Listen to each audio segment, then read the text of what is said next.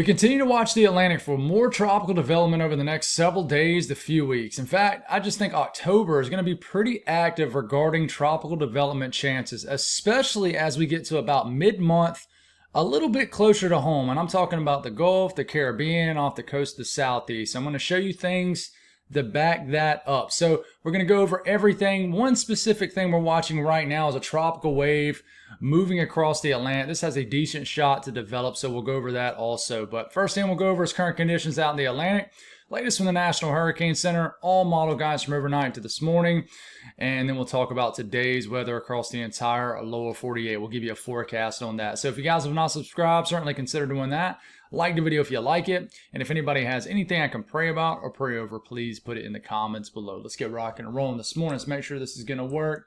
And it is, so we're good to go. So let's circle a couple things out here in the Atlantic. First thing I'll circle is just this area of disturbed weather here in the northern Gulf. Actually has I would say it doesn't have much of a chance at all just because it's running out of time. But we were speaking on this, I would say a few to several days back. There was a chance this could kind of develop into something tropical. And it definitely feels tropical as we're having a lot of shower and storm activity ongoing across the Gulf coastline. But all this will sort of push into the Gulf states over the next couple days or so and pretty much run out of time to develop. Next thing we're watching, let's get that back off your screen, is just this area in general.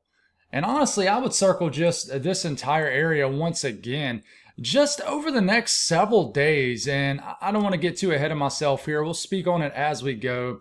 But it doesn't look like a whole lot of anything right now, but I think this area could become very convectively active over the next couple to several days or so. The main show at this current time is this pretty healthy looking tropical wave this morning. Still, right now it's closer to Africa than, say, the Lesser Antilles. Lesser Antilles here, Africa here. But this is a pretty healthy tropical wave, and this is the one that some model guidance, some model runs are very aggressive on, and then others not so much. It's a pretty big battle, a big war right now between model guidance with this wave. So we need to figure that one out because this is ongoing right now. It has a decent shot to develop. So this is all the pieces right now out in the Atlantic. We'll move past this and go over the latest from the National Hurricane Center. And right now that wave I just circled has a 60% chance to develop over the next 7 days or so in this orange area. Has a 30% chance to develop in the next 48 hours.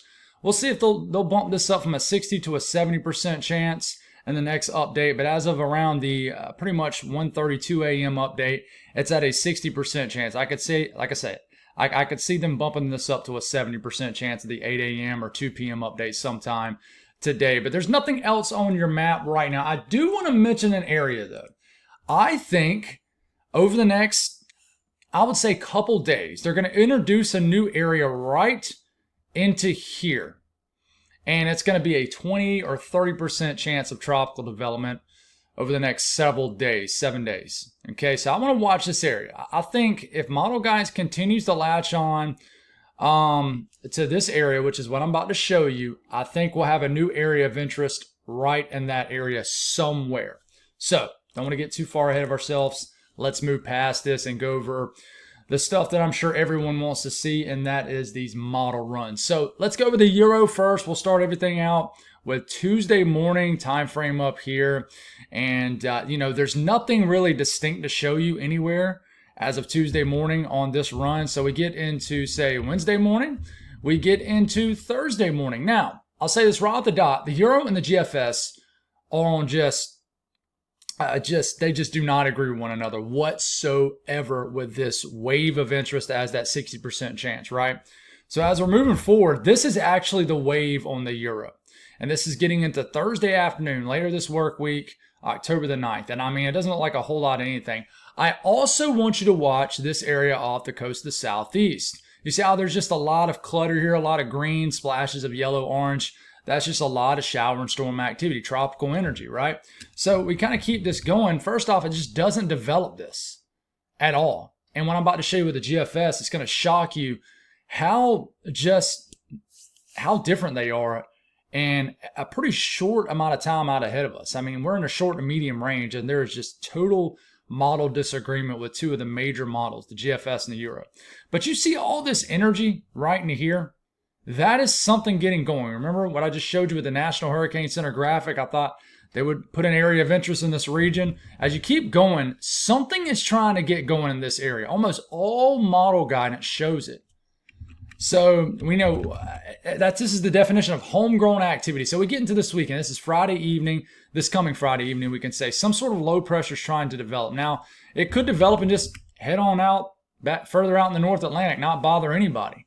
There's a chance. But there is that chance that this takes Jerry, if the Euro is correct with the wave of interest out in the way out in the Atlantic. Now, we move past all of this, and there's another low pressure trying to form right here, or along the eastern sections of the Carolinas.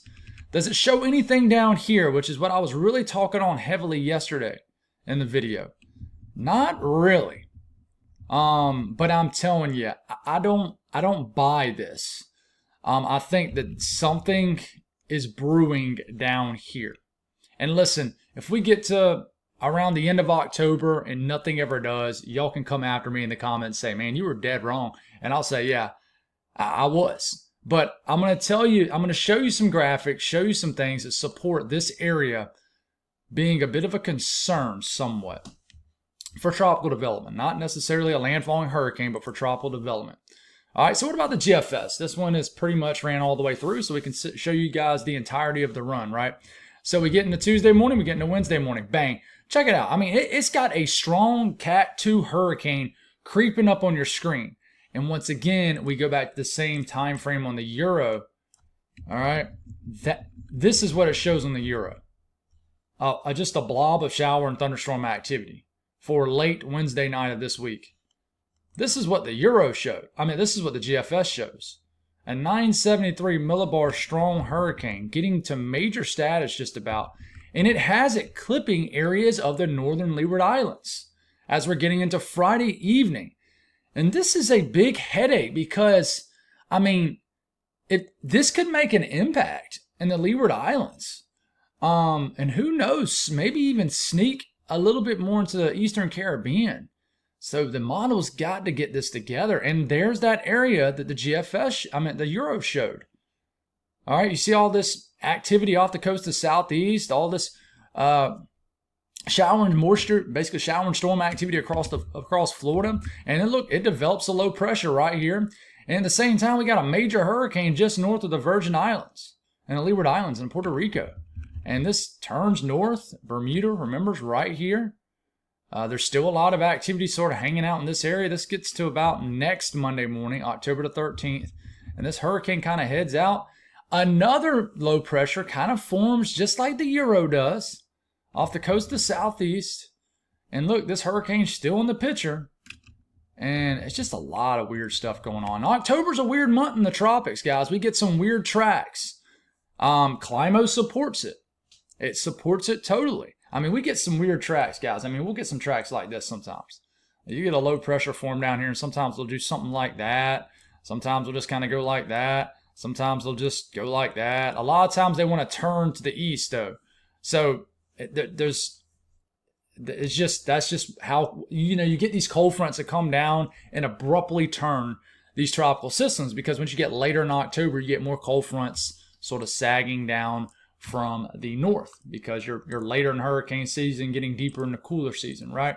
Now check out what happens next. I mean, not a whole lot, but there is a lot of dry air pushed down into the lower 48. You can tell because there's absolutely no green showing up on your map.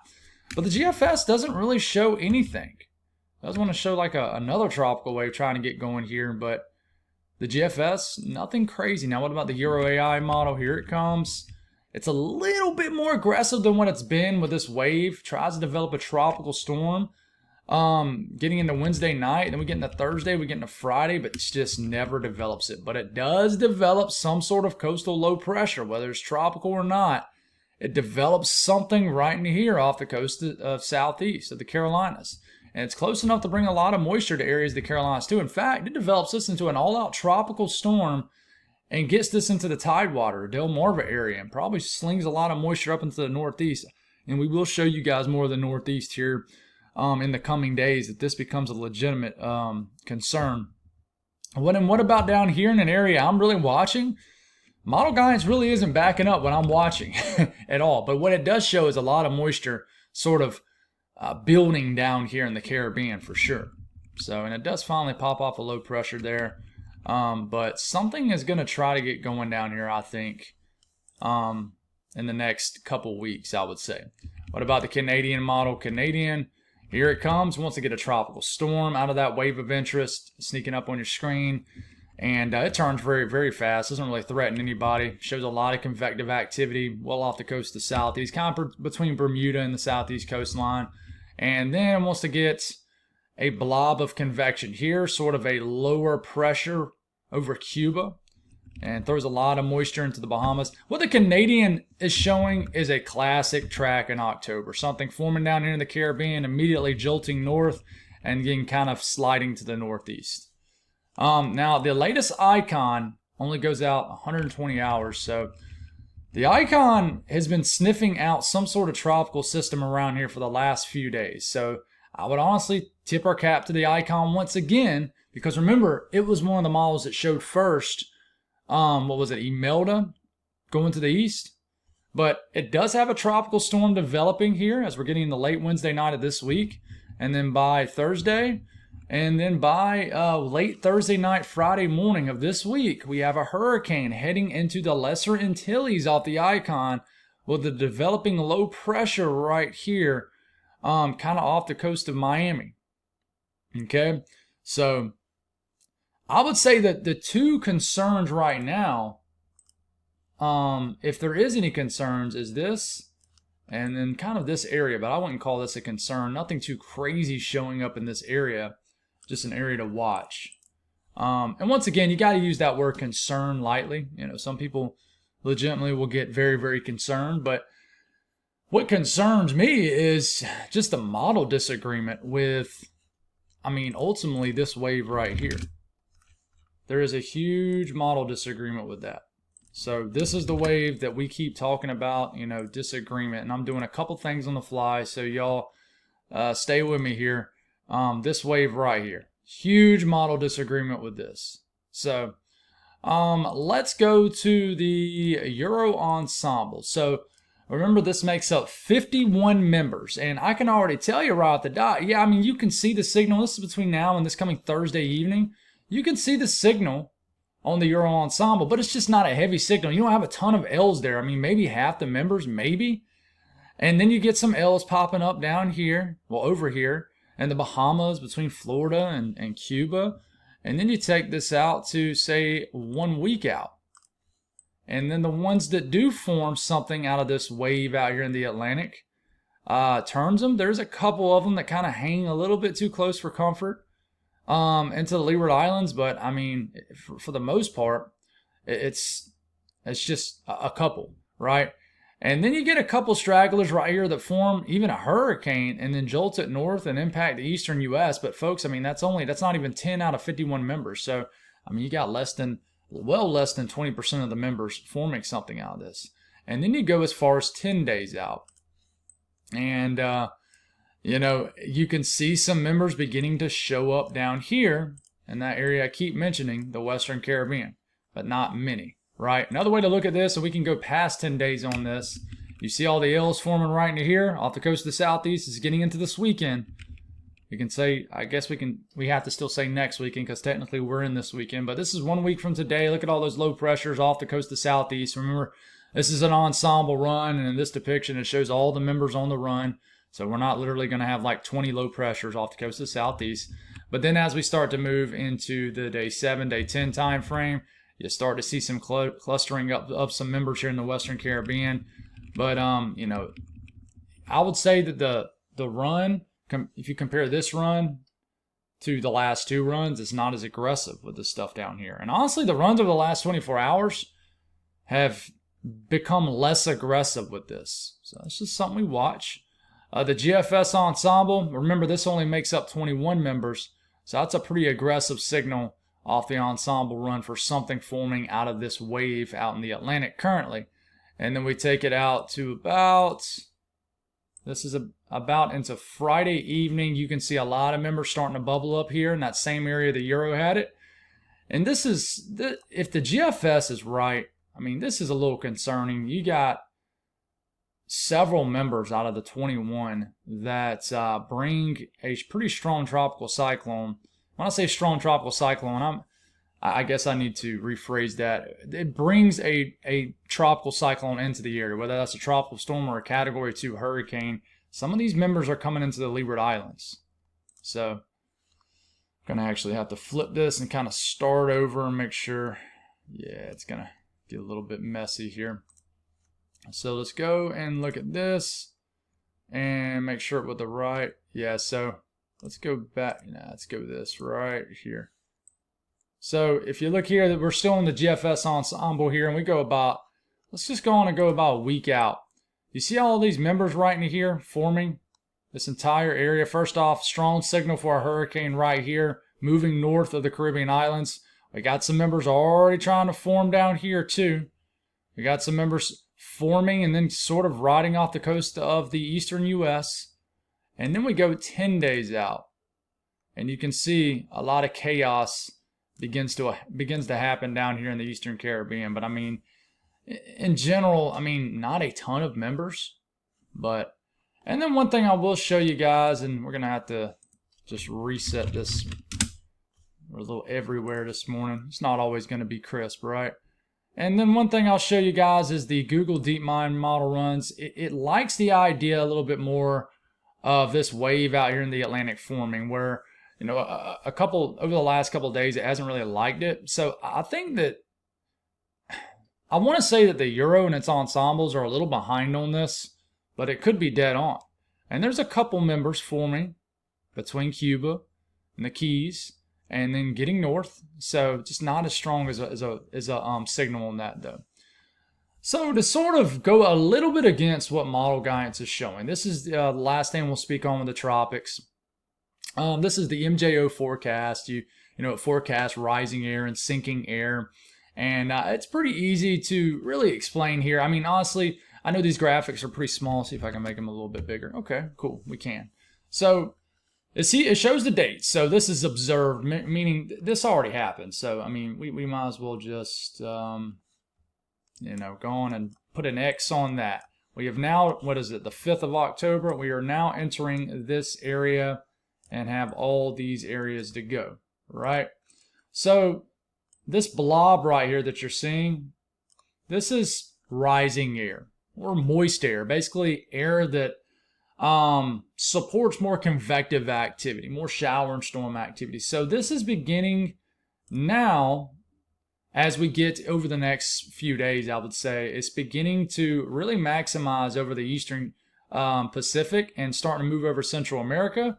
And it's really going to kickstart that CAG, Central American gyre, which is just that broad area of low pressure over Central America that can pop off tropical activity on either side, on the Pacific or Atlantic. But this is going to begin to move in the Gulf and areas of the Caribbean. Okay, it's still relatively dry out in the Atlantic, but remember this wave is about to enter a little bit more of a favorable environment that we just spoke on. And then we get between the 10th and the 14th. And we have a huge area of rising air, pretty much over all the areas we need to watch.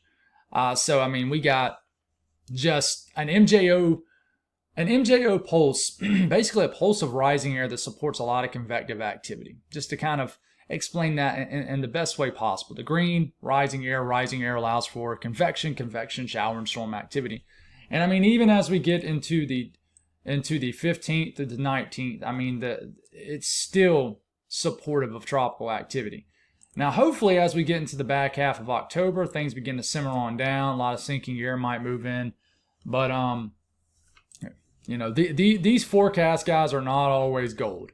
They change a lot. I mean, they can change day to day, just like the models do. So the pattern supports, as we especially get over to the middle portion of the month, a lot of tropical activity in the Western Atlantic. Remember, anytime I say the Western Atlantic, I'm meaning the Gulf, the Caribbean, and off the coast of the Southeast, those areas right there. So as far as today's weather, waking up to a rainy Sunday morning across areas of the Dakotas. I need to go on and get the winter mask up so I can actually show you what's falling as snow. I need to I need to go on and have that up. So I'll try to work on that over the next couple of days. But we got a lot of rain and we got some snow falling in higher elevations of Montana. Remember, not all this is rain. Some of this is snow in this area. And you can see there's a lot of moisture over the northern Gulf, kind of getting slung into the Gulf coastline, and we're getting some rain showers. Nice little rainy morning across the Georgia, northeast Florida, and then low country of South Carolina coastline. Some of these showers are making their way inland. Not a big deal at all. We need some rain in the northeast, man. I'm hearing some sad news, even all the way down to West Virginia, about the drought pretty much ruining some areas as far as fall color. I've had a lot of people talk about that. I think a guy named Peter. Well, yeah, it is Peter. He went up there to man, what part of it? It was the Highlands of West Virginia to take pictures of the fall foliage, and he got up there, and it pretty much everything was scorched. And all the leaves had done fell off just about, and it looked like pretty much winter in early October. And that's what a drought does. And a little bit of a drought actually kind of can help the fall colors. But if you get too much of one, it's kind of just like a slippery slope. You go way on one side, the dry side, and then you pretty much can just ruin the fall colors sometimes. But there's a lot of winter alerts across the northern Rockies. It's October. We had some weird weather in the Wyoming and UNLV game last night where it looked like snow, but I think it was just a lot of grapple and hail. And some of it was probably mixed with some snow, but just wacky weather across the north. I mean, this is typical kind of stuff for October.